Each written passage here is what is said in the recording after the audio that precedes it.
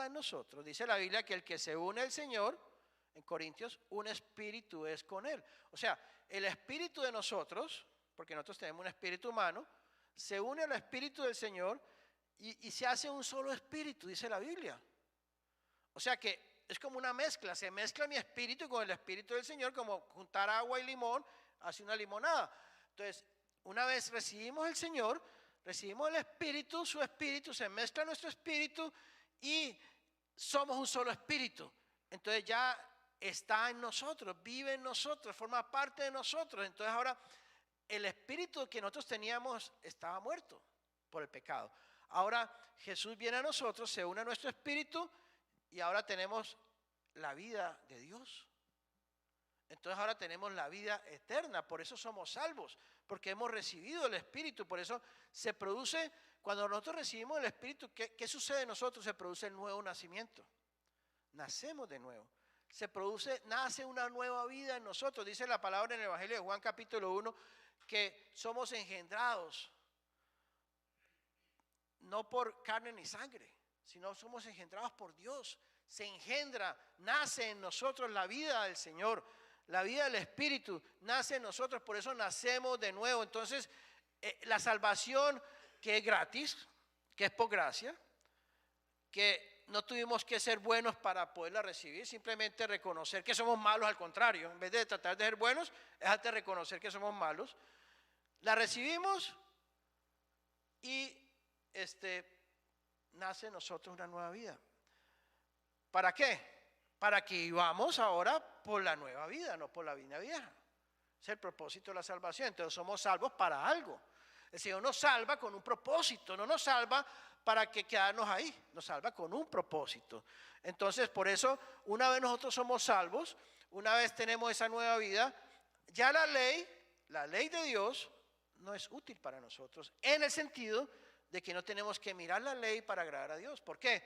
Porque ahora la ley no aplica a la vida nueva que tenemos, sino que la vida nueva que tenemos, que es la vida del Señor, es la ley misma que obra en nosotros. Entonces nosotros tenemos que poner la mirada en la ley, tratar de vivir como un religioso, aprendiendo la ley para ver cómo agradamos a Dios, sino que tenemos que vivir la ley viviendo al Señor en nosotros, que es diferente. ¿Cierto? Entonces por eso la ley ya no es útil para nosotros desde el punto de vista religioso, sino que la ley es el Espíritu que obra en nosotros. Por eso era la palabra que ya la ley está escrita en nuestros corazones. ¿Ve? Es diferente, ya no es una ley externa, sino una ley viva, que fluye, que está en nuestros corazones, está escrita en nosotros, y entonces una ley que toma vida en nosotros naturalmente.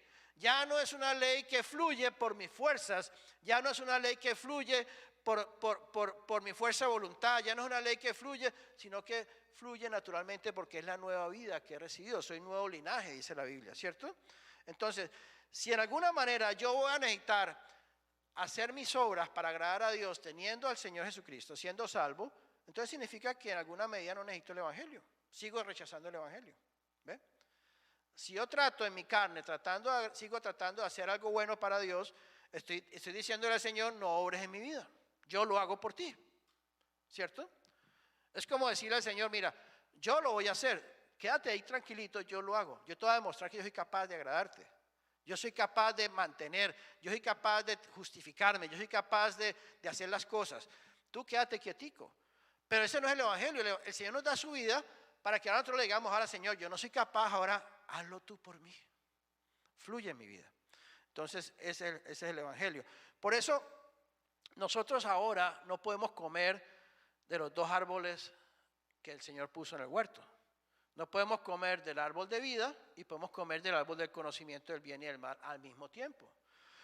Por eso fue que cuando Adán y Eva pecaron, ¿qué hizo Dios? Puso dos querubines y una espada de fuego guardando el árbol de vida en el huerto de Edén para que el hombre no pudiera extender su mano y comer de él.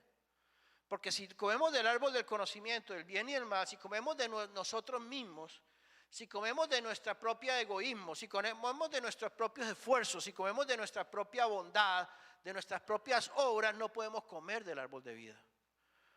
O comemos del árbol de vida o comemos del árbol del conocimiento.